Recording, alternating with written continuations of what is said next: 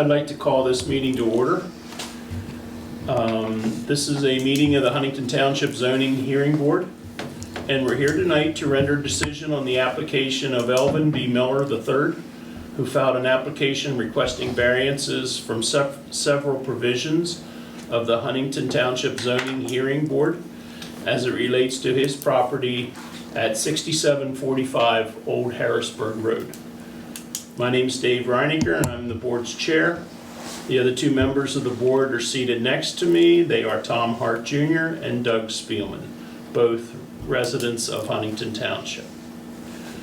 We are a three-member zoning hearing board, so with everyone here, I declare that we do have a quorum to proceed with the business tonight.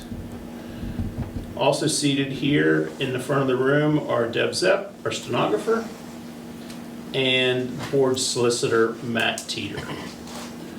I believe we mentioned that when we were here on August the 20th,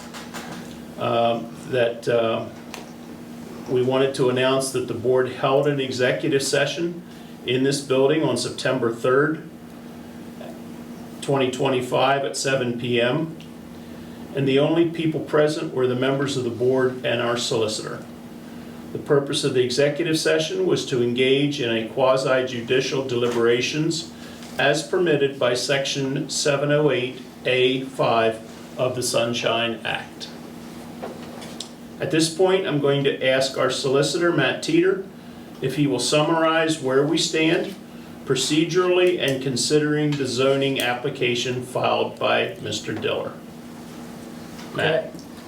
I just want to add one thing. In addition to the executive session on September 3rd, obviously the board did meet briefly before this meeting just to discuss the decision tonight. Decisional meetings aren't very common, and wanted to make sure that there were no more deliberations out there that we needed to go over before the hearing. So it was another short executive session just to make sure we were ready to go here tonight. On August 20th, the Huntington Township Zoning Hearing Board held a hearing to consider Mr. Diller's application for several variances. After all parties had an opportunity to present testimony and other evidence, the evidentiary record was closed and the board met in executive session. The board was not prepared to render a decision that evening, so it scheduled an additional executive session on September 3rd, which was held. And it also scheduled this meeting for the purposes of rendering a decision.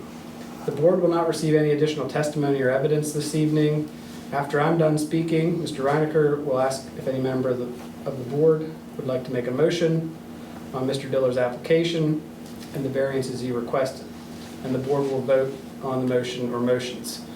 In addition to making a decision at tonight's public meeting, the board must issue a written decision. And if the board denies the variances, that written decision must contain the board's findings of facts and conclusions of law supporting its decision. In any event, the written decision must be issued within 45 days of the close of the hearing. And because the evidentiary hearing was closed and concluded on August 20th, the deadline for the written decision is October 4th. So not too far around the corner here. The written decision will be mailed to the applicant, the township, and all other parties in interest, who we often refer to as objectors. And we have two other such parties in interest here who the board accepted as parties in interest based on the proximity of their properties to Mr. Diller's property at 6745 Old Harrisburg Road. Those additional parties are Jeffrey Decker and Julia Brosius. Any party who is aggrieved by the decision of the board, whether the board grants or denies Mr. Diller's requested variances, may appeal the decision to the Adams County Court of Common Pleas. Although a party is permitted to take an appeal to the Court of Common Pleas without the assistance of a lawyer, we say pro se, it is highly recommended that anybody who's considering such an appeal, at minimum, consult with an attorney to help them understand what is required, the procedures, the filings, timing, and so forth. And ideally, I would always recommend to anybody that they actually retain an attorney to help with that process, because just from this side and representing zoning hearing boards, appeals are kind of rare, but when they do happen and people try to do it on their own, oftentimes they're dismissed because someone didn't file something or whatever. So with that said, I will turn things back over to Mr. Reinecker. Okay, at this time, I will entertain any motion from any member of our zoning hearing board. Okay, I would like to make a motion with respect to Mr. Diller's request for a variance from section 271019.1.g, which requires open parking areas to have an all-weather surface. I move that we deny the requested variance based on the failure of Mr. Diller to present evidence sufficient for the board to make findings that his application meets the criteria for a variance, including the criteria under section 27-1315 of the zoning ordinance. Okay, with that motion, I would ask for a second. I second. And any discussion from the board? No. And I have none. All right, all those in favor of the motion of denying this variance signify by saying aye. Aye. Aye. Opposed, same sign. So move.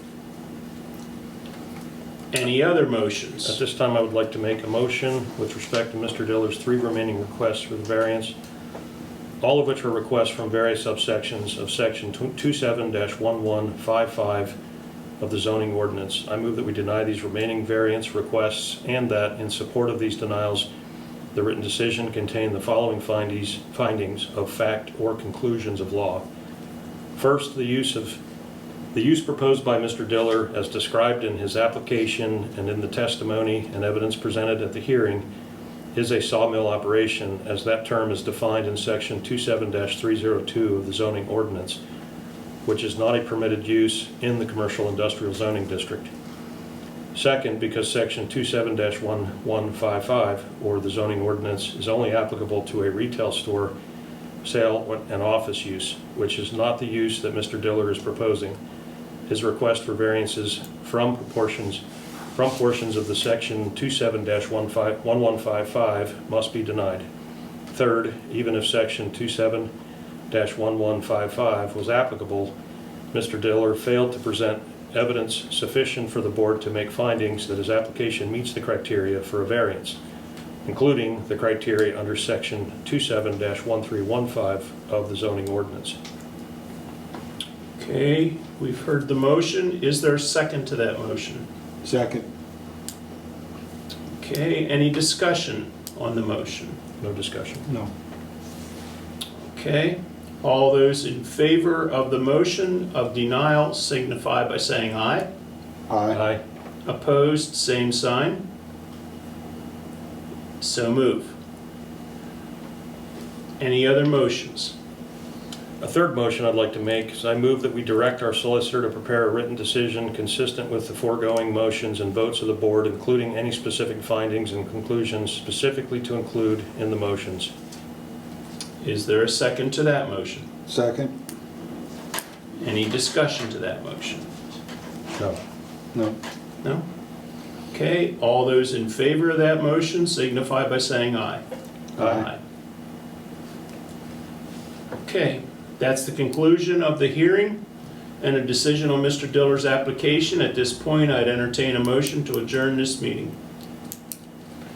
I make Make a a motion. motion. A motion and a second. I second that motion. All those in favor signify by saying aye.